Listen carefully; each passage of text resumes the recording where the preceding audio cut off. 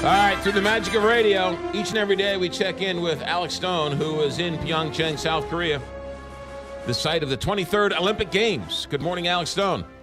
Good morning, McGraw. And never before has an American man won gold medals at 3 Winter Olympics, and now Shaun White has done it here, broken that record, a 97.75 on his final run, and he says that he feels pretty good. In fact, here's what he told reporters overnight. 3-time Olympic gold medalist, man, you know. This, honestly, I'm sure you can tell by my reactions at the bottom of the pipe, but this meant the world to me and my family and my team. Yeah, he says that moments after it was all over, that when he was wrapping himself in the American flag, which, by the way, he's gotten some criticism for, that it's not flag etiquette to wrap yourself in it, he says he was in a haze, that everything going on, he couldn't believe he did it. This was redemption for Sochi 4 years ago when he came into all the fanfare, and then he wasn't able to medal because he ended up clipping his board and going down. That this is very emotional for him, and then this was something that he really fought for. He also is getting criticized for having the flag touch the ground, too, I think, is one of the other flag criticisms. Touch. He's dealing with a lot today between the flag controversy and now we find out that he settled a lawsuit back in 2016 involving a member of his band, a female member, a drummer, that accused him of sexual harassment, forcing her to watch very explicit videos, also exposing her to other things as well.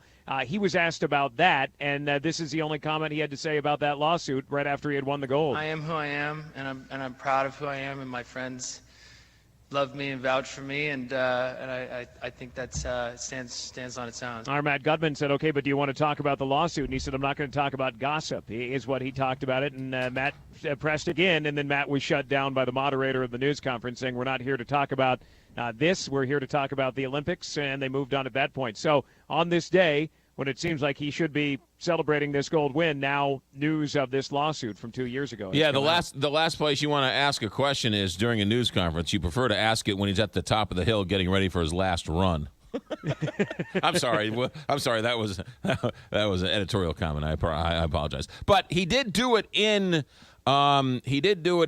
dramatic fashion. That was pretty exciting to watch him on the last run of the night.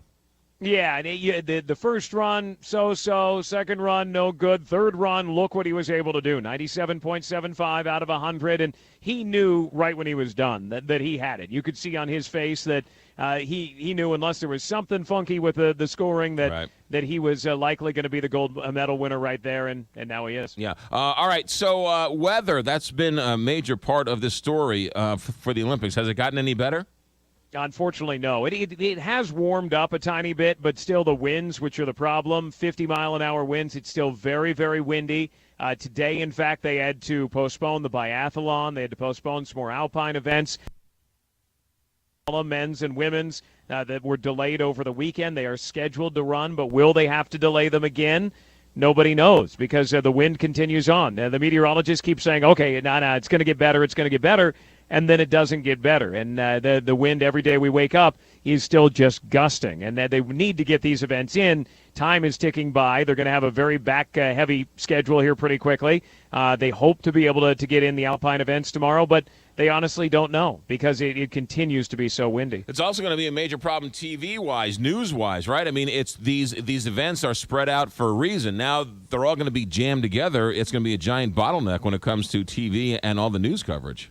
Yeah, exactly. And then you have issues like Michaela Schifrin. She wants to compete in a number of different disciplines of alpine skiing, potentially up to 5, but then she would have to go boom, boom, boom, one after another. She was asked earlier in the week if she might be the Michael Phelps of the Winter Olympics, winning lots of gold medals, and she said, well, she didn't want to go there, but she did potentially want to compete in a bunch of different disciplines, and she may not be able to because, one, her body, if you think about everything she would have to go through to get done with one and an hour or two later do the next. But when you win or take part in one, you've got to go through news conferences and you've got to go through everything that sponsors make you do.